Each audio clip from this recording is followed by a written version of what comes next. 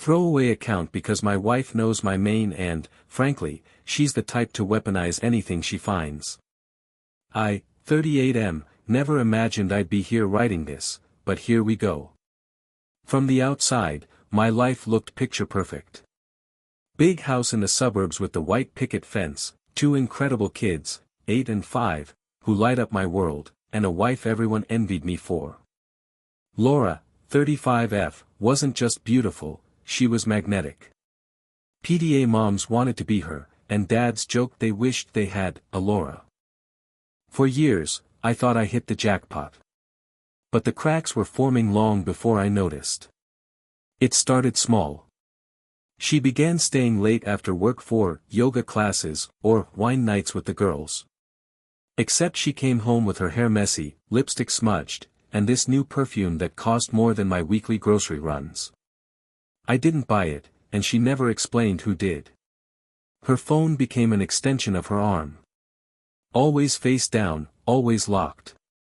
If I asked a question, I'd get an eye roll or a venomous, "You're paranoid. Do you want me chained to the kitchen like some housewife?" Sometimes she'd flip it back on me, accusing me of being controlling or insecure.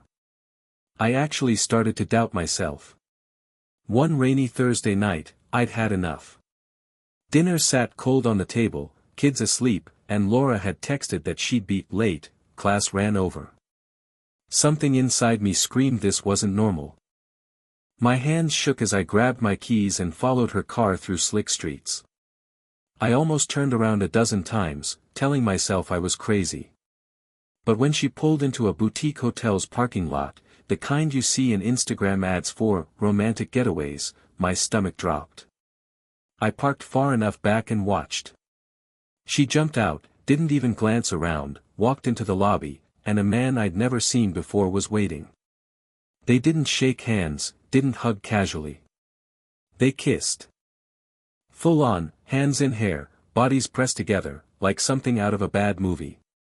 Then, laughing, they walked arm in arm into the elevator like they'd done it 1,000 times before. She didn't look like my wife. She looked like someone living a different life. I sat there for hours in the car, rain hammering the windshield, wondering if I was losing my mind. When she finally rolled and past midnight, drenched and irritated, she didn't even try to hide her annoyance. Threw her bag on the floor and snapped, "Traffic was insane. What, are you clocking me now?" Like I was the problem. I didn't respond. I wasn't ready. Not yet. Over the next week, I became my own private investigator. I checked bank statements, dug through drawers, and snooped through laundry. What I found chilled me: secret bank transfers to an account under her maiden name. Hotel receipts hidden in her makeup bag. A second phone shoved into a shoebox behind old boots in her closet. And the nuclear bomb. A lease agreement for an apartment across town signed 3 months ago. An apartment I had never heard about. And here's the thing, I thought the cheating was the worst of it. I thought her walking out emotionally was the betrayal.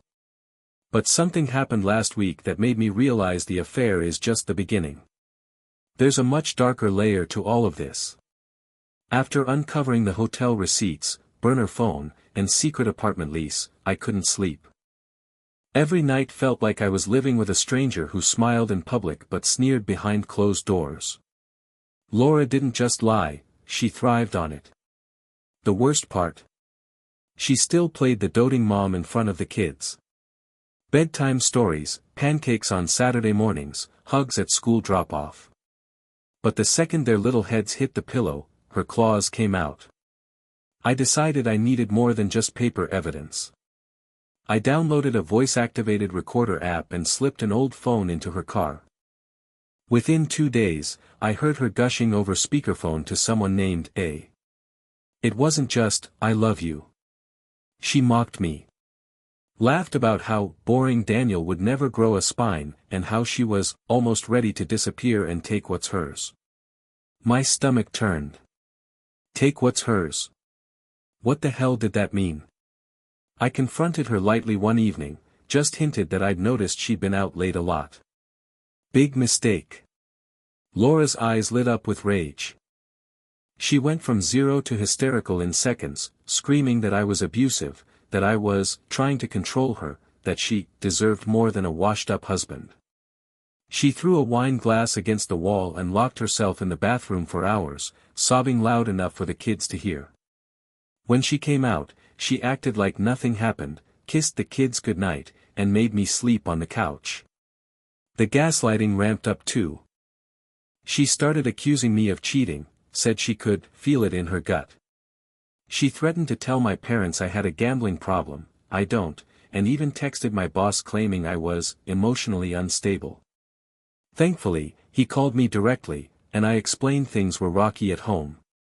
He told me to document everything, which only made me realize, this isn't just infidelity. It's war. Then came the kicker. I followed her again on a Sunday afternoon when she said she was meeting friends for coffee. She didn't go to the hotel this time. She went to our kids' school parking lot, met the same guy from the hotel, and handed him an envelope.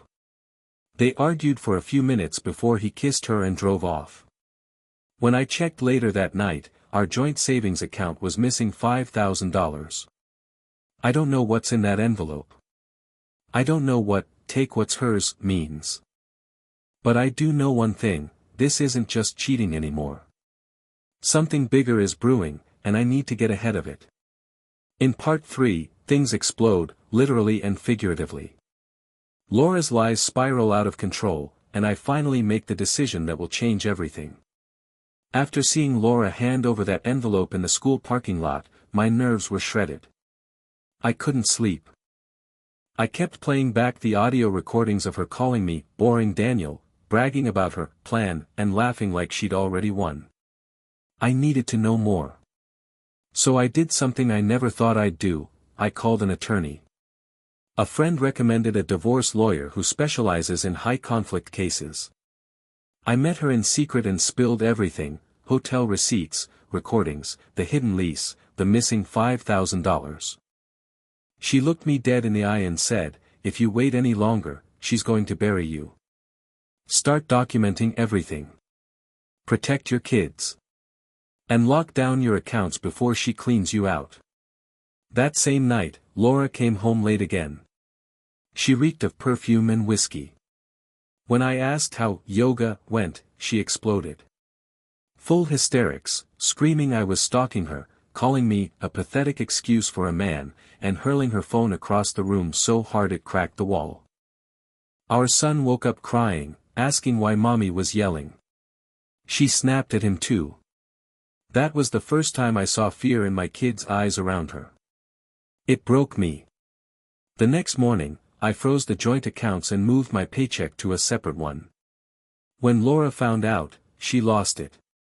She called me at work screaming about how I stole her money and threatened to come down to my office to make a scene. And she did. She actually showed up at my job's lobby, mascara running, screaming that I was an abuser. Security had to escort her out. My boss later pulled me aside and said, "Get your personal life under control, or it'll cost you your career." That night she went nuclear.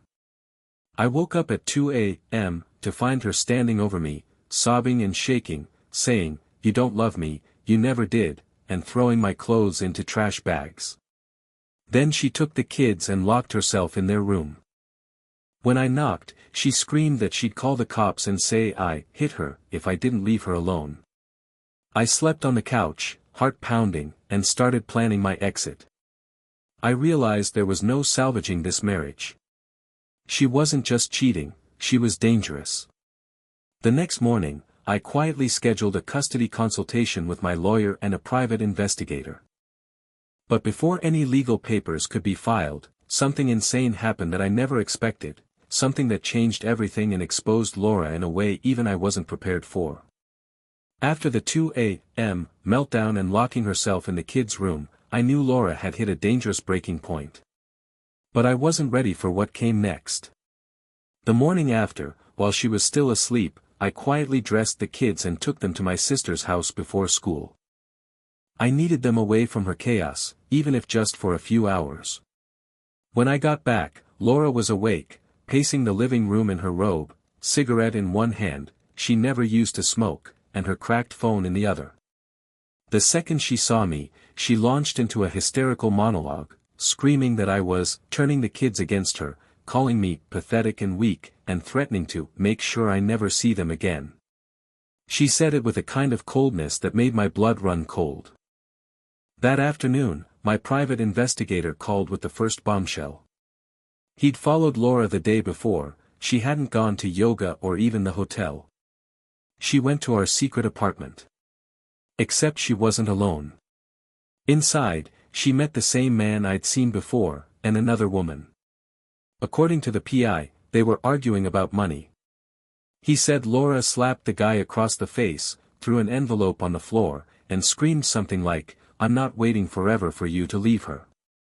The guy stormed out. Laura collapsed on the couch sobbing with the woman consoling her. I was stunned. A love triangle? Or something worse? But before I could even process that, the second bombshell dropped that night. I got a call from our kids' school. The principal told me Laura showed up in the middle of the day demanding to take the kids early. When the school asked why, she started screaming that their father is abusive and the kids aren't safe. She caused such a scene that the school counselor had to call me and, eventually, the police were notified. By the time I got there, Laura had sped off, leaving the kids crying in the office. That was it. The line had been crossed. I called my lawyer and we immediately started drafting divorce and emergency custody papers. But Laura wasn't done causing chaos. That night she texted me non-stop, "You'll regret this. I'll ruin you. You have no idea who you're messing with." Then she went silent for 2 days. No yoga excuses, no late nights. Just silence. And when Laura is quiet, it's never good. What she did next was so out of left field that even my attorney said, "I've seen a lot of ugly divorces, but this is new." After Laura's 2-day silence, I thought maybe, just maybe, she was calming down. Foolish. When she's quiet, it's not peace. It's plotting. On the third morning, I left for work and saw a strange car parked across the street. I brushed it off, thinking it belonged to a neighbor's guest. An hour later, my phone blew up with texts from friends and neighbors. Laura had called the police and claimed I hit her. I rushed home and, sure enough, 2 officers were waiting in my driveway. Laura was on the porch, crying hysterically with what looked like smeared mascara and a faint red mark on her cheek. She spun a wild story. I'd attacked her in front of the kids, threatened to kill her, and stole all her money. Thankfully, the officers were calm and professional. They separated us and asked for her evidence. She had none. No witnesses. The kids weren't even home that morning. My sister confirmed that.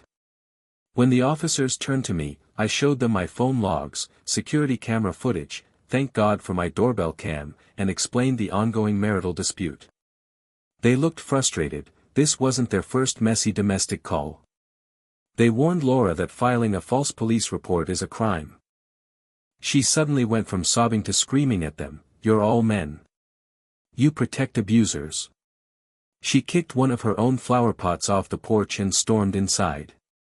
After the cops left, my attorney called with even more shocking news. Laura had emptied the last joint credit card I hadn't frozen.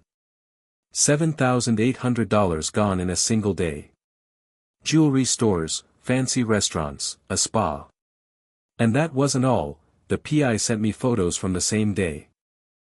Laura and her mystery lover were together again, flashing bags from the jewelry store, laughing like they didn't have a care in the world. That night, she came home and acted like nothing happened. Made herself a drink, turned on Netflix, and smirked at me like she'd won.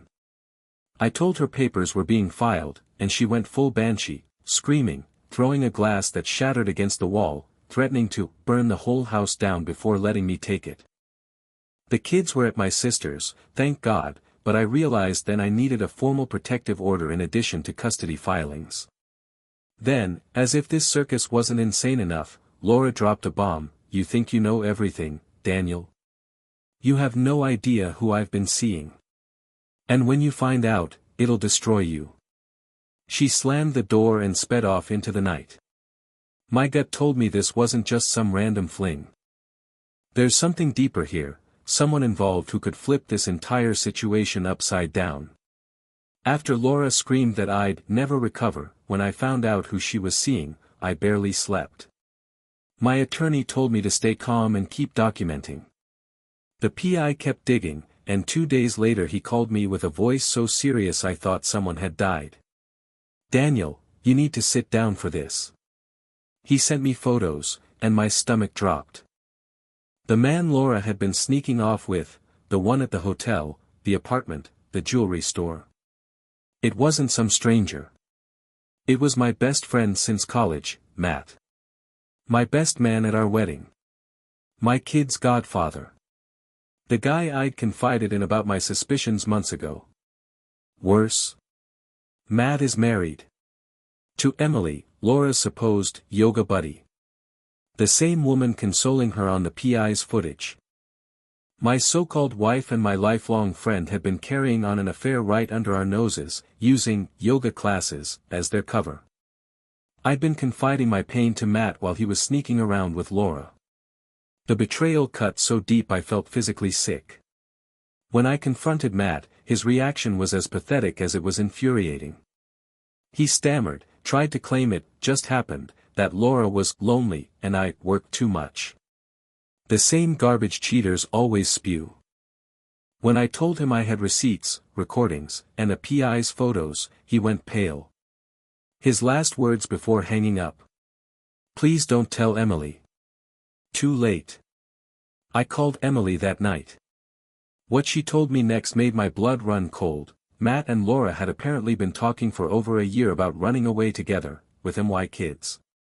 They'd been discussing how to make me look unstable, so Laura could get full custody and bleed me dry.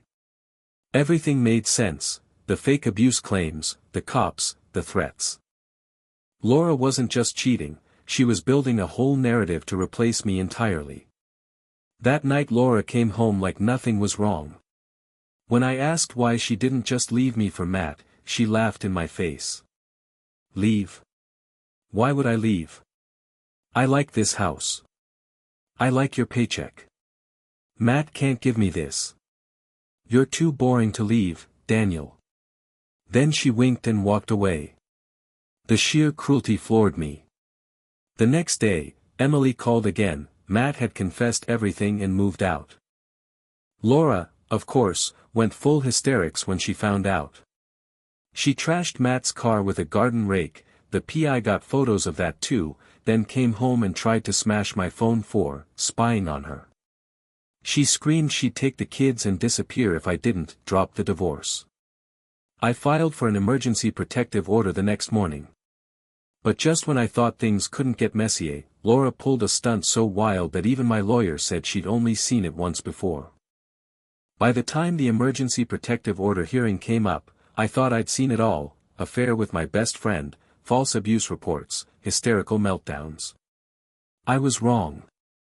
Laura hadn't just gone off the rails, she was laying train tracks into new territory. The day of the hearing, she arrived late, storming into the courthouse in a designer dress I know she bought with the stolen $7,800. Her hair was perfectly styled, but her eyes were wild. The second she spotted me across the hall, she started crying loud enough for everyone to hear, "That's the man who ruined my life. He's dangerous." People turned to stare, some looked at me like I was a monster. Exactly what she wanted. In court, her performance was Oscar-worthy. She sobbed, claimed I hit her, again, said I was mentally unstable, an alcoholic, I don't even drink outside of holidays, and even accused me of neglecting our kids. Then she pulled her stunt, she brought fake text messages. Literally screenshots she doctored to make it look like I threatened her. She waved them around, crying hysterically. My stomach dropped for a second, until my lawyer calmly asked the judge if we could examine the metadata. The judge agreed, and Laura's evidence crumbled in minutes. Her screenshots were fakes. The judge's face went stone cold. But Laura wasn't done embarrassing herself. When confronted, she started screaming at the judge, calling him biased and part of the old boys club. Security had to escort her out after she threw her purse across the courtroom. My lawyer leaned over and whispered, "She just torpedoed her own credibility." The protective order was granted in my favor. She was ordered to vacate the house within 48 hours and have only supervised visitation with the kids until the custody hearing. Instead of calming down, Laura escalated again. That night she showed up at 2 a.m., banging on the door, screaming that I stole her children and that I'd pay for this in blood. The doorbell cam caught everything. I didn't even answer. I sent the footage to my lawyer first thing in the morning. The kids were starting to ask hard questions too. Why is mommy so mad all the time? Did we do something wrong? It killed me inside. I kept telling them they weren't to blame. They deserved peace, and I was determined to give it to them. But just as the legal tide seemed to turn in my favor, Laura found a new way to drag me through hell. In Part 8, she recruits an unexpected ally and makes one last desperate move to destroy me, one that backfires spectacularly. I thought Laura had burned every bridge. She humiliated herself in court, faked evidence, trashed Matt's car, and even tried to break into my house screaming at 2 a.m. But if there's one thing I've learned, it's that Laura is relentless. And cunning. A week after she was removed from the house, my attorney called with surprising news. Laura had hired a new lawyer, a shark with a reputation for dirty tricks. Apparently, her parents had stepped in to pay for him. That floored me. Her parents knew what she'd done, but they've always seen me as the boring provider, and Laura as their golden girl. It hurt, but I wasn't shocked. Laura could cry her way into sympathy like no one else. What I didn't expect was the smear campaign. Within days, rumors started circulating among friends, neighbors, and even my coworkers. Someone, I wonder who, was telling people I had a gambling addiction, that I hit Laura in front of the kids, that I'd been cheating on her for years. My kid's school counselor pulled me aside with concern. It took showing her my PI's reports and the court documents for her to understand the truth. Laura wasn't done. She managed to convince my own mother to meet with her, to talk things out. My mom called me crying afterward, saying Laura told her I was trying to erase her from the kids' lives, that I was manipulated by an evil lawyer, and that I'd planned this divorce to steal everything. My mom wanted to believe me, but Laura's performance shook her. It nearly broke me that even my family wavered. But here's where Laura's plan backfired spectacularly. Remember Matt? Turns out, after Laura's courtroom meltdown, he decided he'd had enough of her too. He reached out to Emily to apologize, and they both agreed to testify on my behalf. The kicker. Matt admitted on record that Laura had coached him to lie under oath if needed. He also revealed Laura wasn't just cheating with him, there were at least 2 other guys she'd met online and in that secret apartment. One of them, a married coworker who confirmed Laura had been siphoning his money too. She wasn't just betraying me, she was running a full-blown con. When my lawyer presented this to the court as we prepared for the custody battle, it turned the tide completely. Laura's new lawyer tried to spin it, but even he looked rattled. Laura's response? Full hysteria. She cornered Matt in the courthouse parking lot screaming at him, slapped him, and then collapsed sobbing on the pavement. Security had to break it up. The whole thing is now in a report attached to our case. And just when I thought things couldn't get any crazier, Laura made one final move, something so out of control that it ended everything once and for all.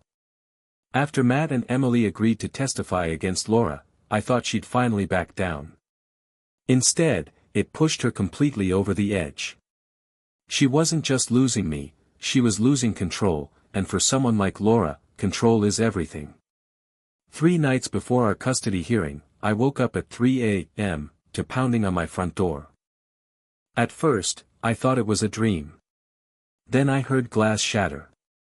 My heart dropped. I grabbed my phone to call the police and checked the doorbell cam. Laura was outside, barefoot, mascara streaked, clutching a gas can. She screamed at the top of her lungs that I ruined her life, and that, if she couldn't have this family, nobody would. I froze as she staggered to the side of the house. The security cameras caught her trying to douse the flower beds and porch with gasoline. By sheer luck, or grace, the cops arrived minutes later. One of my neighbors had already called 911 when they heard her screaming. When officers confronted her, she dropped the gas can and collapsed into hysterics, screaming that she just wanted attention and would never actually hurt anyone. The body cam footage says otherwise. It showed her ranting that she wished the whole house would burn with him in it. That clip became Exhibit A in court.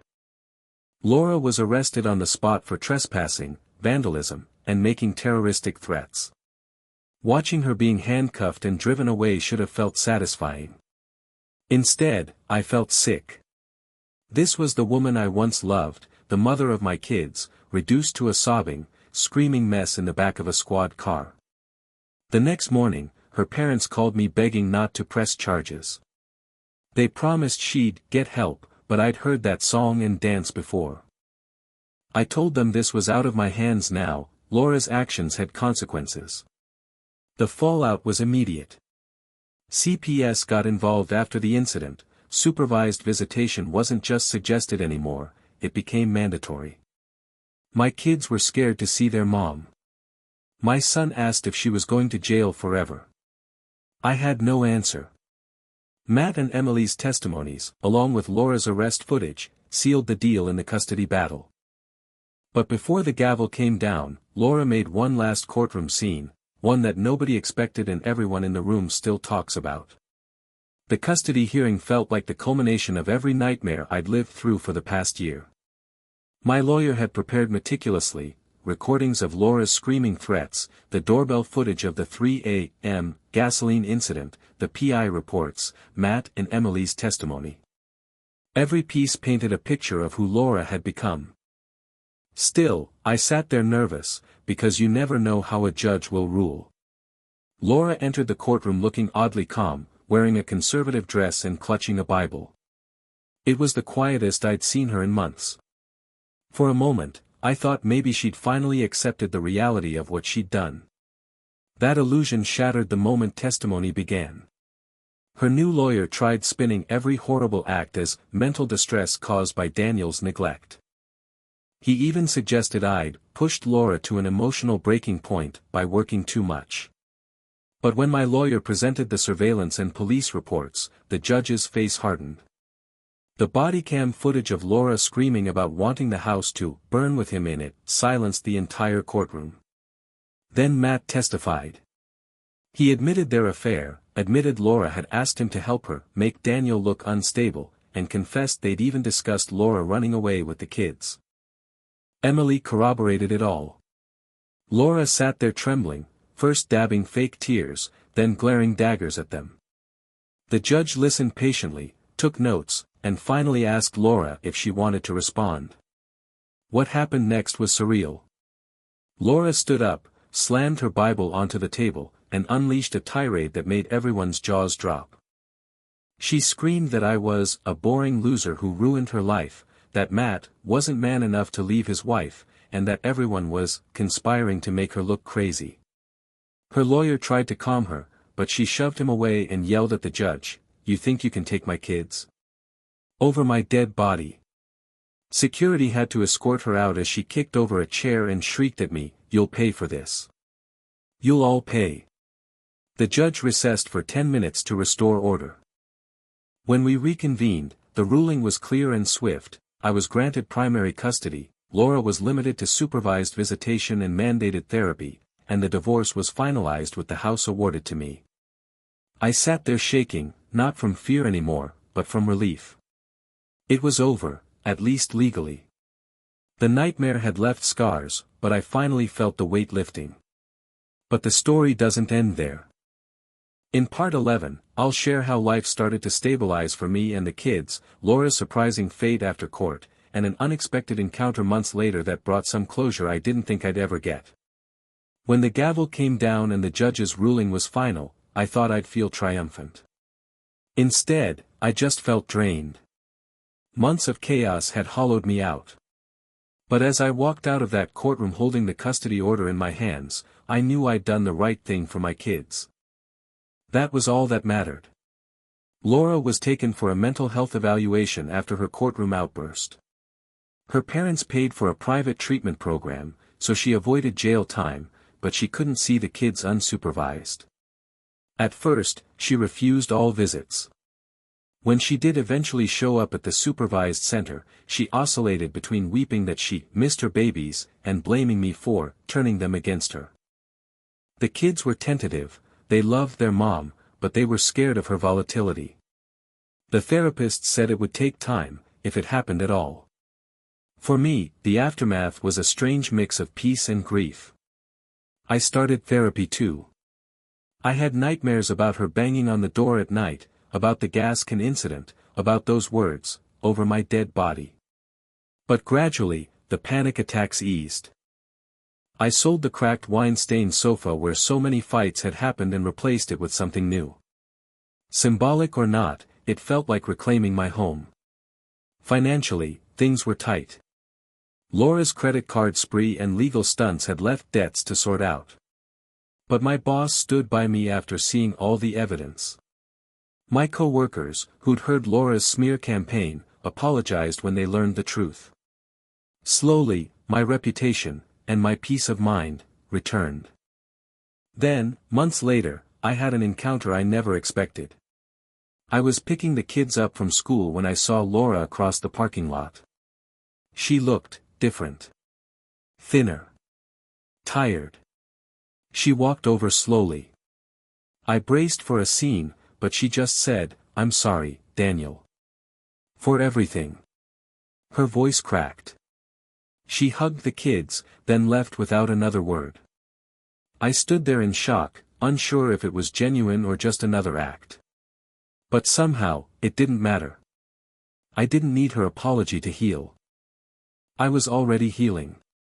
Life started to feel normal again. I found joy in small things, Saturday pancakes with the kids, weekend hikes, quiet evenings without screaming or broken glass. I even started considering that maybe, someday, I could trust someone new. But I knew I had to focus on myself and my children first. Still, one last twist remained, a letter I received months later that put the final piece in place and closed this chapter of my life for good. That's part 12, the conclusion, where I finally find closure, unexpected news about Laura's future, and the lesson I wish I'd learned years ago. Months had passed since the custody ruling.